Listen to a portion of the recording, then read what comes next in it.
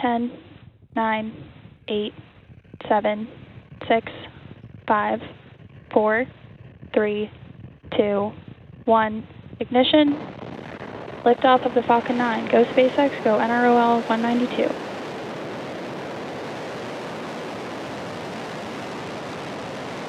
Vehicle is pitching downrange. M1D propulsion is nominal.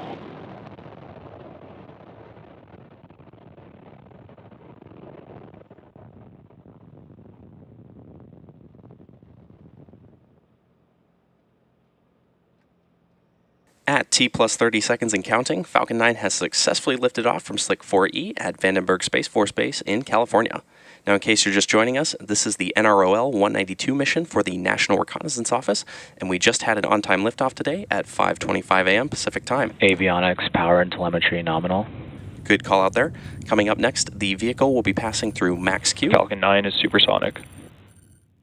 The vehicle will be passing through Max Q, which is the point in the mission profile where the vehicle experiences the greatest amount of aerodynamic pressure as it ascends through the Earth's atmosphere. Max Q. And there's that call out there for Max Q. Coming up next, we'll have several events happening in a quick succession, starting with MECO, followed by stage separation and SES-1. Main engine cutoff, or MECO, is where all 9 M1D engines shut down to slow the vehicle down in preparation for stage separation, which is where the first stage separates from the second stage. Following this, the MVAC engine on the second stage will light, which is called out as second stage start 1, or SES-1. Now this engine burn lasting... Stage 2 engine chill. Good call out there. This engine burn, which will last several minutes, will propel the second stage and the payload to orbit. And in addition to these major events, the fairing halves will separate about 30 seconds after SES-1. So keep an eye out for all of these events coming up in about 20 seconds from now. And as a reminder, we will not have any views of the Falcon 9 second stage or the payload at the request of our customer.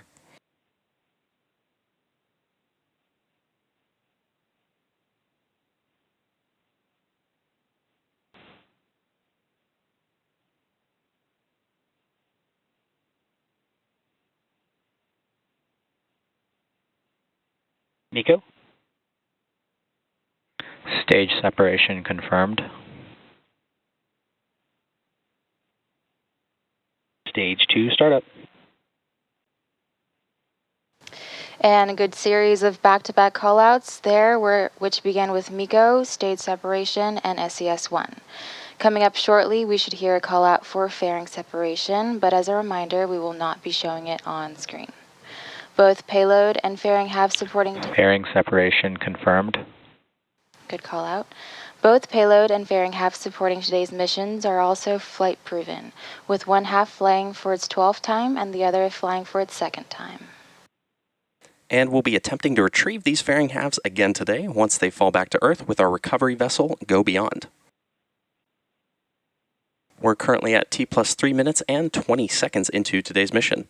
Now the next major milestone coming up in about 2.5 minutes from now will be the entry burn of the Falcon 9 booster as it continues on its journey towards our drone ship, Of Course I Still Love You, which is currently stationed in the Pacific Ocean. Now to start the entry burn, we will relight 3 of the M1D engines on the booster, which is similar to pumping the brakes to slow down the vehicle as it passes back into the Earth's atmosphere. We need to slow down the vehicle to reduce re-entry forces, which then helps us recover and reuse the first stage.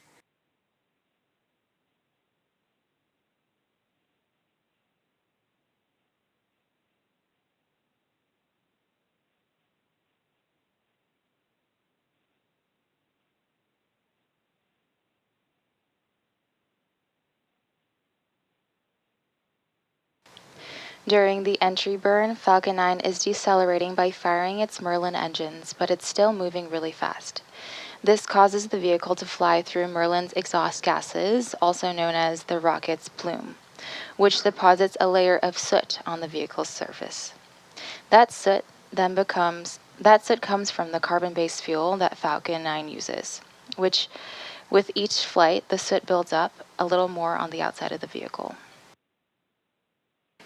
Reusability is key to lowering the cost of spaceflight, which enables more investments in critical space infrastructure. The Falcon 9's first stage that is supporting today's mission is performing this entry burn for the 24th time today. The payloads fairings supporting today's missions were also flight proven. Again, first one flying for its 12th time and the other for its second.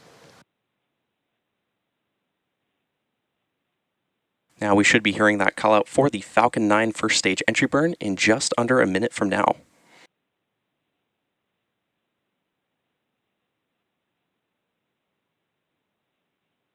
And as a reminder, keep an eye out for the telemetry of the vehicle at the bottom left-hand corner of your screen, showing both the speed and altitude of the rocket.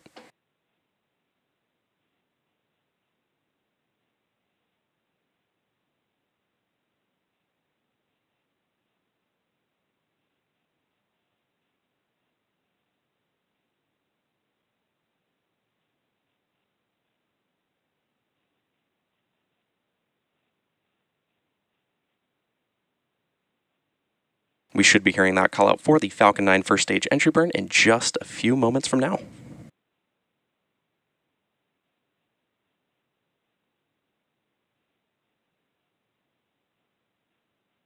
Stage 1 entry burn startup. And great call out there for entry burn startup. This burn is set to last about 20 seconds and again is slowing down the vehicle in preparation for its final burn and landing.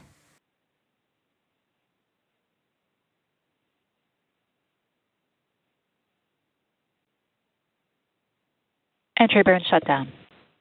Another good call out there for entry burn shutdown. Coming up next will be the first stage landing burn, which will start about a minute from now.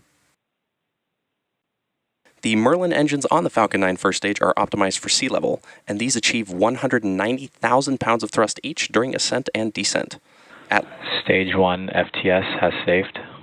Good call out there.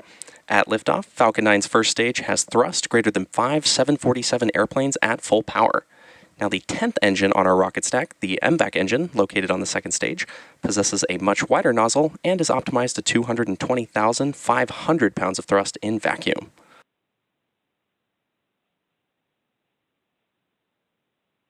Coming up in about 30 seconds, we should hear that call out for the landing burn of the Falcon 9 first stage.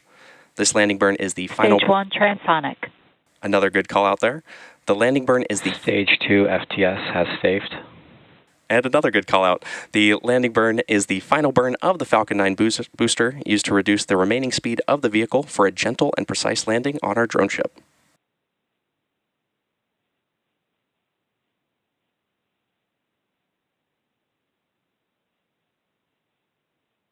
Stage 2 is in terminal guidance. Stage 1 landing burn. Good call out for landing burn start. We are now waiting for Falcon 9 to land on our drone ship Of Course I Still Love You, which is stationed in the Pacific Ocean. Landing leg deployed.